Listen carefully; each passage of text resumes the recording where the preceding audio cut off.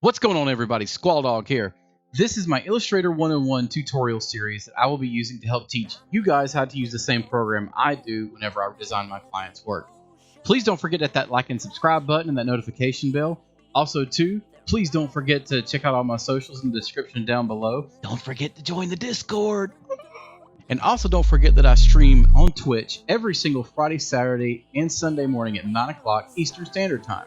I also want to remind you all to not forget that I will be designing a logo completely from start to finish right here on my YouTube channel. If you are interested in having me design your logo free of charge, please feel free to email me at this right here, and I will respond back with a creative brief for you to fill out for me. So as always, without any further ado, let's get into it. Alright everybody, so this tutorial I'm going to teach you guys how to use the Pathfinder tool, and also I'm going to put in how to use the Align tool. Both of these tools are very important. Now while I'm not going to be going through every single use of the Pathfinder tool, I'm going to be going through the ones that are the most important, teaching you how to be able to use the Pathfinder tool to be able to create your own artwork, especially if you're having to chop up and use elements of other artwork that's already been created to create your own artwork.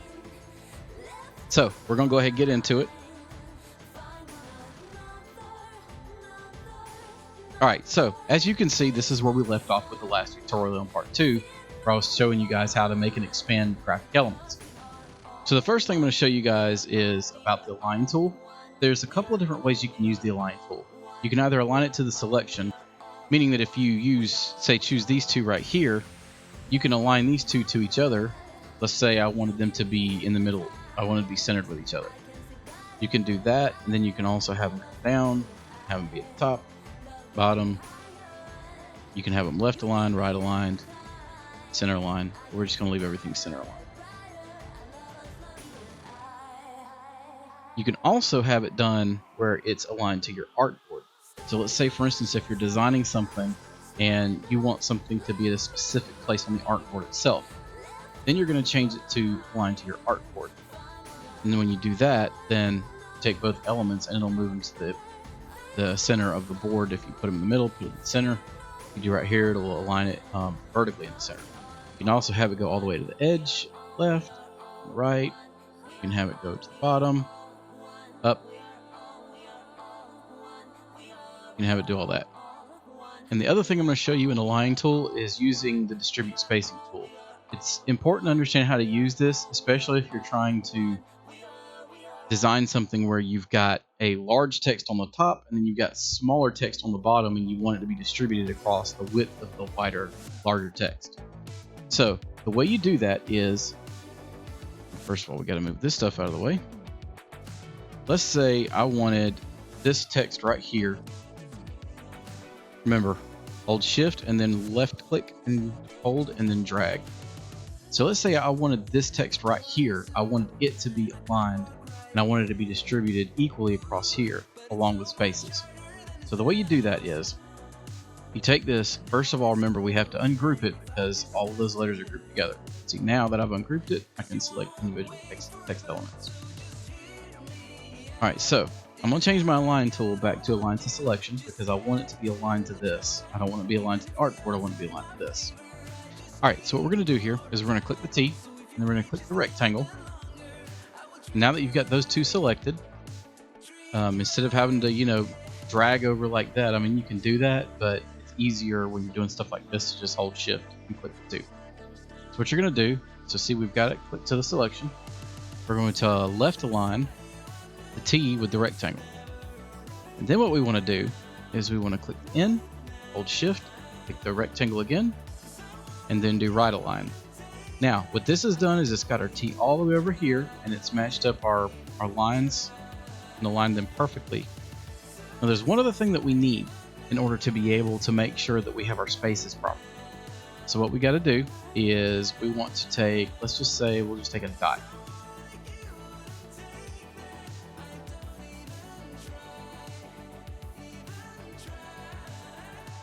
And we'll click that. We'll just make it say 5. Turn off the stroke because we don't need the stroke there. So what we do is we hit Control C, and that will copy the element. Now the reason we want to make sure and copy it is because we want to have the exact same element between the spaces when it comes time to separating the text and the words. So we're going to hit Control V, and we're going to hit Control V one more time to paste, because we need 3 dots, so we need to copy that twice. So what we're going to do is we're going to bring this up here, and it really doesn't matter where you place this when you do it, because it's going to distribute it the same. As long as it's between the 2 elements, it'll distribute it like it's supposed to. All right, so now what you want to do, since we've got these done, they're already to the width of the rectangle, right? So we don't have to worry about doing that. Now what we want to do is we want these distributed evenly between each other, right?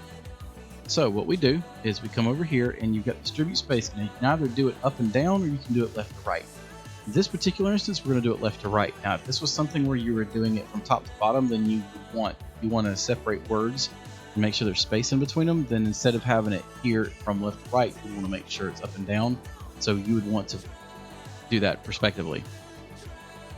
So we just hit the distribute spacing, and there you go. And now all we got to do to get our word separations is just delete the dots. And now that's been equally distributed across like it needs to. So now what I'm going to do is I'm going to hold Control Z until I go back to the original artboard.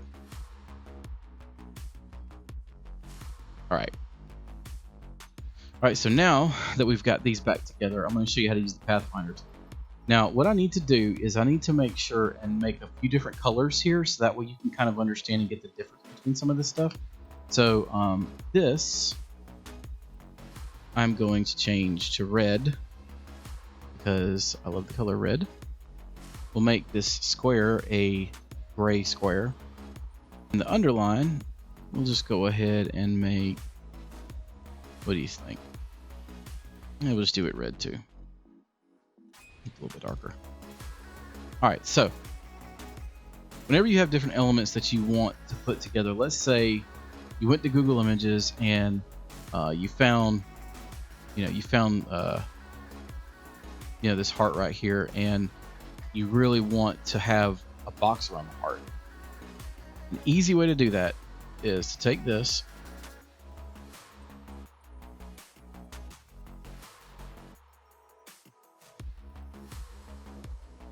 and just expand it out so you've got it like that. Now this is where the align tool comes in handy. So we want to make sure that this is aligned center, right? We want to make sure it's completely perfectly center aligned. So what we're going to do is we're going to make sure that this over here is done align to selection like we just did. We're going to select both of them with our selection tool, and then we're going to hit the center and then center vertical. So we centered horizontally, and then we centered vertically. So now it's perfectly in the center. Now, there's a couple of different things you can do with it like this. Let's say you want to take this heart and you want it to come out of the block. You want it to just be subtracted, but you want it to be traced out and then, removed. So this is one of the reasons that I went ahead and colored everything, is so you can see where our layers are. As you can see, the heart is in front of the gray rectangle, right? So what we want to do is we want this heart to disappear, but we want it to make a path inside this. So what we do is select both of these, and you want to find the tool in Pathfinder that says minus front. So we've got intersect, and there's your minus front. You've got unite, you've got divide, trim, merge, all that stuff. You got exclude. But what we want to do is we want to minus the front. So that's what you do. You select both of these, and then you select minus front. And there you go. So now that's gone. Pretty cool little trick there. And as you can see, when we pull it around, it's now cut that heart shape out of my box. But let's say I want to be able to have this go through as well. Now, as you can see, that's not really going to help me much right now because you can't see it. So to bring it to the front, I'm going to Control, Shift, and in bracket. Now what that does, as you can see, is it brings it directly to the front. As you can see, that's a lot easier than clicking this and then going to Arrange, to Front, but you've got your keyboard shortcuts right here. So what I'm going to do is I am going to go ahead and expand this. Now, one other thing I think I'm going to do is I want to rotate this. One easy way to do this is you can just hover your selection tool over that part of the bounding box right there, and then you left click, hold, and then just drag, and you can do it whatever degree you want to. So I'm not going to go anything, do anything too drastic. I'm just going to stick right here. All right, now I need to use my line tool so I can put it in the center of the artboard so I can keep track of it easier. So what I'm going to do is go here to Align and make sure my Line to is set to Artboard instead of Selection. So we're going to make sure it's on Artboard. We're going to hit Center Horizontal and Center Vertical. Now it's in the middle. Now, as you can see, it's a little hard for the eye to be able to process this and see it. So what we need to do is we need to have this actually cut itself through the rectangle, right? So what we want to do is we want to add a stroke to it. As you can see, it's got a stroke, but it's not a very thick stroke, right? So we want to make sure that it can be seen. So we're just going to expand this. And typically I go about, 8, so we'll just go up to 8. All right, now that looks great and all, but remember from the last tutorial that a stroke is a graphic element, it's not a vector. So I can't use this yet. So what I have to do is I have to go up here to Object, and I have to go to Expand. And it's going to ask me, do I want to expand the fill and the stroke? Yes, you want to expand both the fill and the stroke because you want the stroke to have the same color that it has right now. So we're going to click OK. And as you can see, it's given us our lines there. Okay, but I can't use this the way it is right now because remember, it's all joined as one element, so I have to ungroup it. So we're going to ungroup that. And then what we need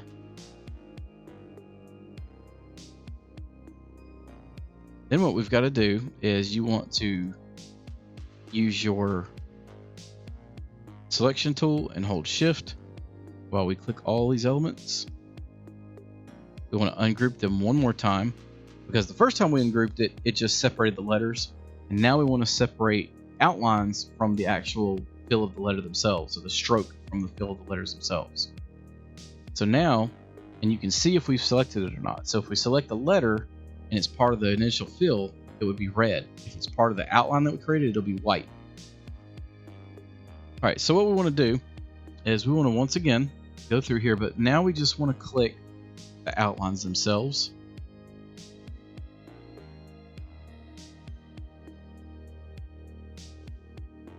You want to be careful not to accidentally click one of the red ones, because if you click one of the red ones by accident, you're not going to be able to do what I'm trying to show you.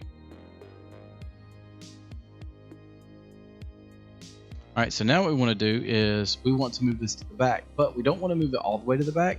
We don't want it underneath the rectangle, underneath the heart. We want it to just be underneath the text, underneath our font here. So we're going to go Control and we're going to go open bracket. And as you can see now, our text is on top. And you see how now that there's a little bit of a separation there, that's a little bit easier to read. So now what we want to do is we want to select all the outline and we want to select the box. We have to select both of them together because we need to be able to cut that outline out so we have this nice little flow here, and we keep that nice little buffer between the box and the text. So what I'm going to do is I'm going to increase and magnify a little bit here, just using Control and the plus sign. And so what we're going to do is we're going to take and make sure that we select only the outline. And this will make sense why I'm doing this in just a second.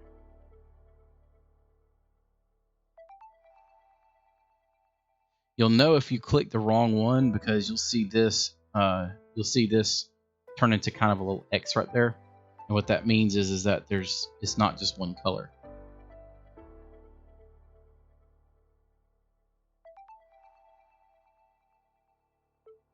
All right, so we got that selected. Now we need to select the box, and you'll see what I'm saying here in just a second. Okay, see how the little box has a question mark? I know I said it was an X, but it's a question mark. Anyway, so you do that. Now what we want to do is we want to use the divide tool in the Pathfinders. So you want to take divide, you want to go ahead and click that. And you see how now you've got this little cutout around in here. So we're going to go ahead and ungroup that.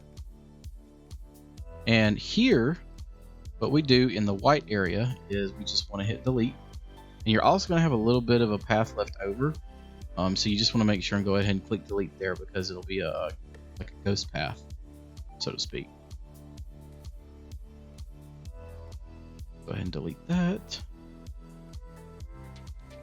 And see, what we're doing now is we're just getting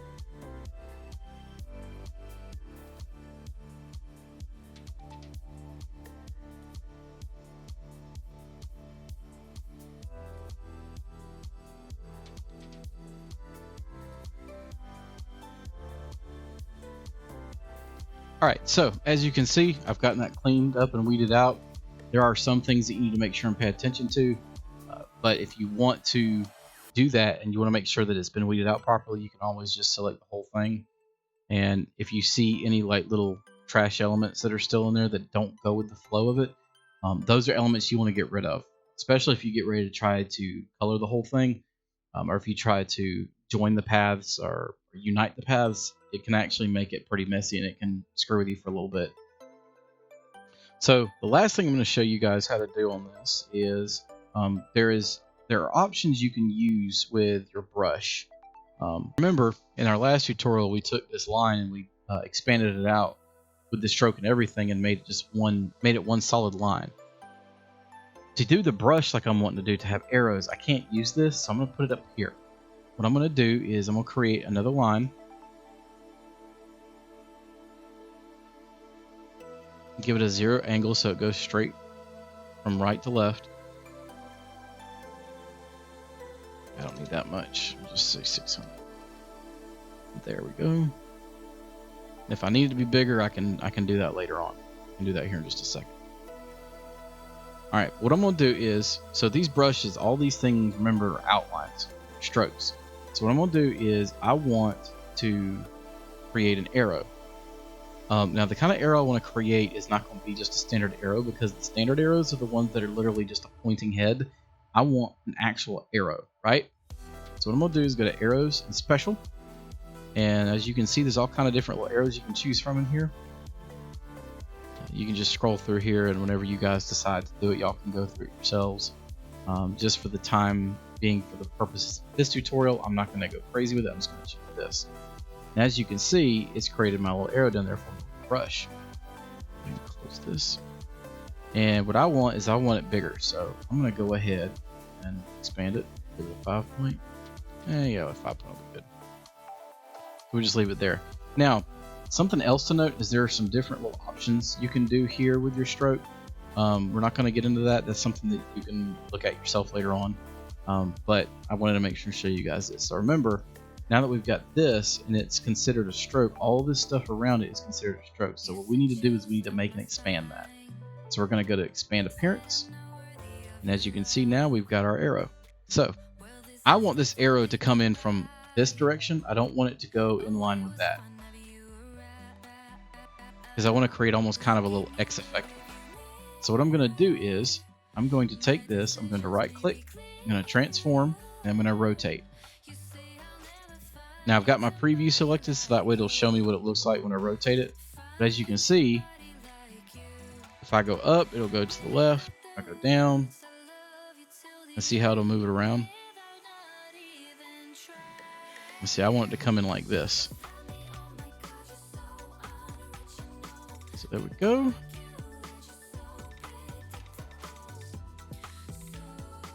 All right, now, also what I want to do is I want this to expand. So I'm going to go ahead and do like this.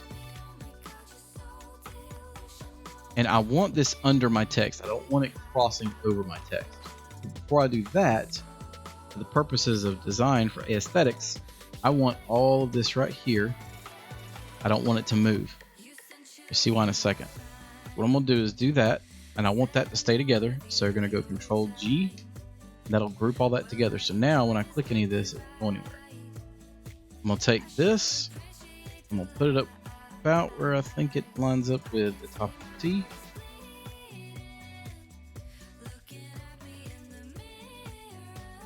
And then I'm just going to go to align, make sure that it's selected for align to selection, and then hit that. And there we go. All right, and so now I want this under my text, right? So in order to do that, I have to ungroup. Now I'm going to take this arrow and I'm going to go all the way, Control, Shift, and open bracket. Now you see the arrow is completely under the box. Now, I could have just kept hitting Control and open bracket, and it would have just kept taking it under each element one layer at a time. But we don't want to do that. We want to save time. We want to be efficient, right? Now I've got the arrow under the box, but because the way I've done this, the text is actually not on top of the box itself. It's not on top of everything like it needs to be. So what I need to do now is I need to select the text. Remember, just hold Shift and right click. Left click, I'm sorry. Shift and left click. All right, and so now we want this on top of the entire design, right? Because we want that arrow to be under the text. So we go Control, Shift, and in bracket. That brings it to the top. And now we can take our arrow and go Control, in bracket. Now you can see arrow is on top of the box. But let's say we really wanted the arrow to be below this part, but on top of this part. So how would we do that? Well, this is already separated, right? So all we got to do is go Control, in bracket, and then take the box and go Control, open bracket until it does like that. Now we could go into it and we could go ahead and delete all these extra little pieces in here for the sake of the design. I'm not going to get into that with this tutorial. This has already lasted probably as long as I want it to. So I'm going to go ahead and just end it here. Thank you for watching. All right, I need Sir Audon. You leave Waka alone, you asshole!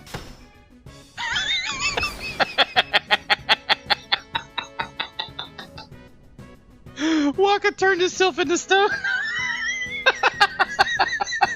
Did somebody clip that, please?